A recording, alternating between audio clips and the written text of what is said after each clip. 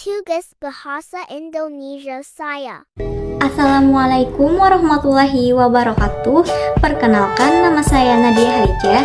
Saya dari kelas 1B Prodi D3 Keperawatan. Tujuan saya membuat video ini adalah ingin memenuhi tugas bahasa Indonesia yang diberikan oleh Ibu Husnul Khotimah MPD tentang himbauan kesehatan kepada masyarakat yang bertemakan tentang kesehatan. Protokol kesehatan 5M dan kesehatan imun untuk varian baru COVID-19.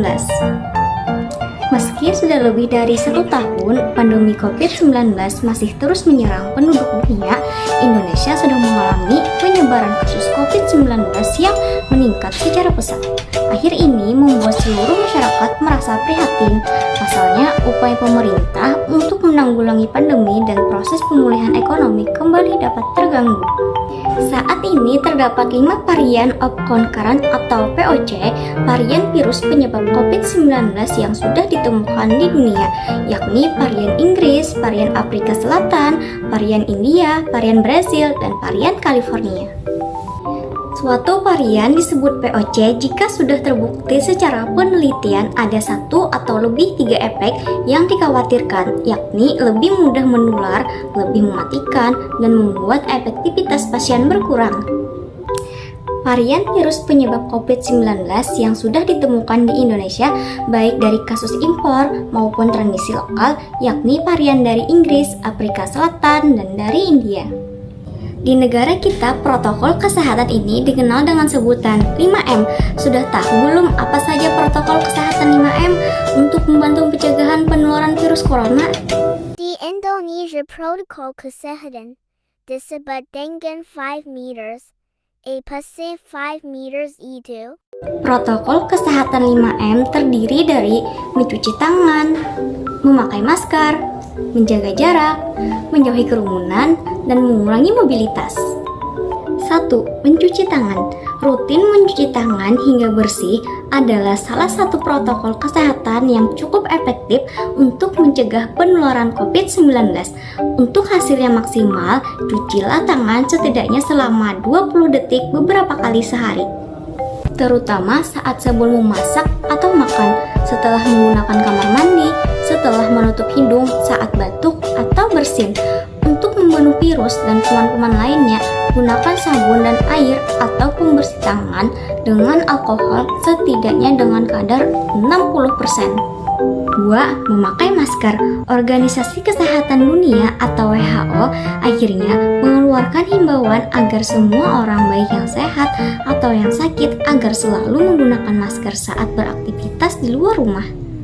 Menurut CDC, penggunaan masker dalam rumah perlu dilakukan ketika terdapat anggota keluarga yang terinfeksi COVID-19, terdapat anggota keluarga yang berpotensi karena COVID-19 karena aktivitas di luar rumah, merasa terjangkit atau mengalami gejala COVID-19, ruangan sempit, dan yang terakhir tidak bisa menjaga jarak minimal 2 meter. Adapun yang ketiga yaitu menjaga jarak. Protokol kesehatan lainnya yang perlu dipatuhi adalah menjaga jarak.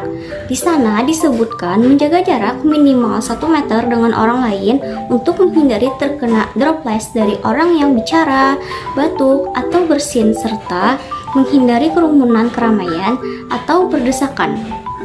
Bila tidak memungkinkan melakukan jaga jarak, maka dapat dilakukan berbagai rekayasa administrasi dan teknis lainnya. Rekayasa administrasi dapat berupa pembatasan jumlah orang, pengaturan jadwal, dan sebagainya. Sedangkan rekayasa teknis antara lain dapat berupa pembuatan partisi, pengaturan jalur masuk dan keluar, dan lain sebagainya. Yang keempat yaitu menjauhi kerumunan. Selain 3 hal di atas, menjauhi kerumunan merupakan protokol kesehatan yang juga harus dijaga. Masyarakat diminta untuk menjauhi kerumunan saat berada di luar rumah. Ingat, semakin banyak dan sering kamu bertemu orang, maka kemungkinan berinfeksi virus corona pun semakin tinggi.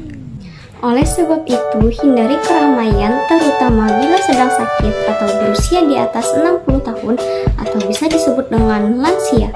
Menurut riset, lansia dan pengidap penyakit kronis memiliki risiko yang lebih tinggi terserang virus corona.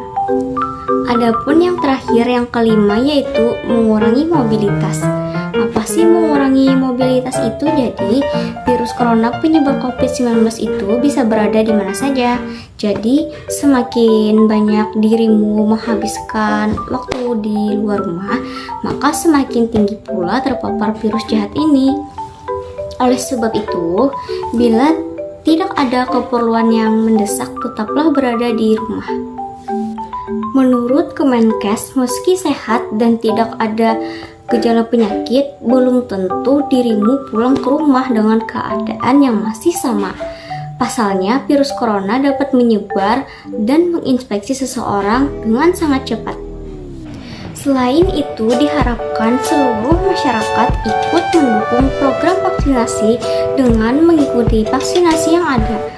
Vaksinasi berfungsi menciptakan imunitas tubuh sehingga mampu melawan infeksi virus penyebab COVID-19.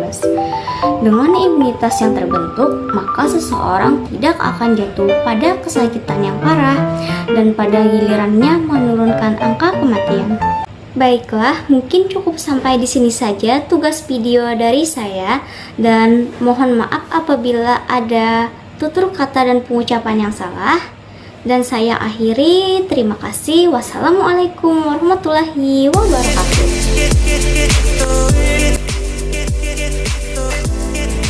Assalamualaikum warahmatullahi wabarakatuh. Perkenalkan, nama saya Nadia Hija. Saya dari kelas 1B Prodi Ketika Keperawatan. Di sini saya akan menyelesaikan tugas dari Ibu Fatimah yang bertemakan apa anjir?